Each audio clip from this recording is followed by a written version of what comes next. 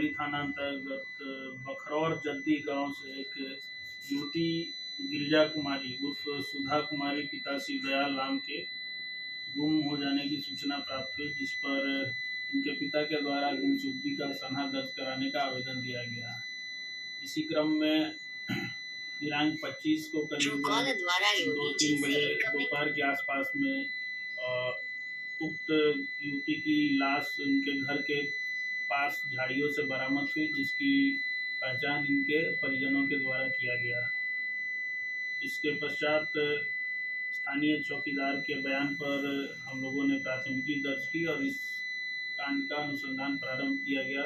तकनीकी साक्ष्य और मानवीय साक्ष्यों के आधार पर हम लोगों ने ये जानकारी प्राप्त की कि उक्त युवती सुधा कुमारी उर्फ गिरिजा कुमारी की बातचीत एक युवक जिनका नाम ब्रजकिशोर राम है, सदमुआ गांव सिदोलिया थाना क्षेत्र के रहने वाले हैं, उनसे इनकी दोस्ती थी, जो कि बीच में इनकी दोस्ती खत्म हो गई थी और उक्त युवती से ये नाराज़ थे और इसी क्रम में इन्होंने उस युवती को दिनांक 20/4/25 को रात को 12 से 1 बजे के बीच में मिलने के बहाने बुलाकर गला दबाकर उसकी हत्या कर दी।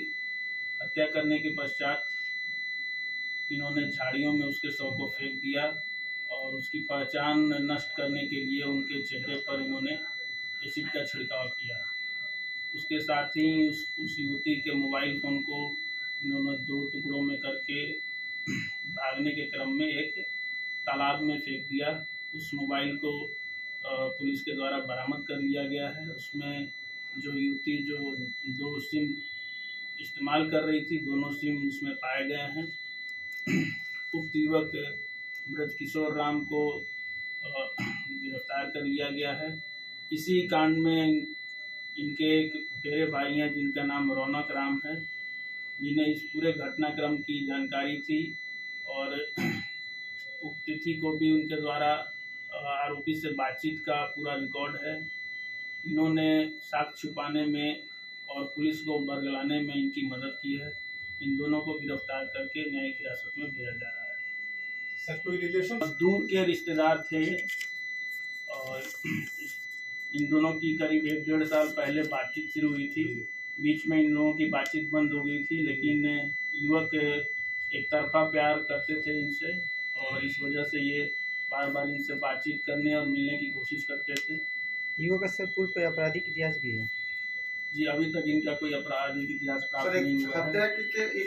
ये अकेले ही मिलने के बहाने उसको उनके घर से करीब 200-250 मीटर दूरी पे झाड़ियों में उनको द्वारा बुलाया गया, जहाँ पर इन दोनों का थोड़ा बहुत झगड़ा हुआ, जिसके बाद इन्होंने गला दबाकर उसकी हत्या कर दी।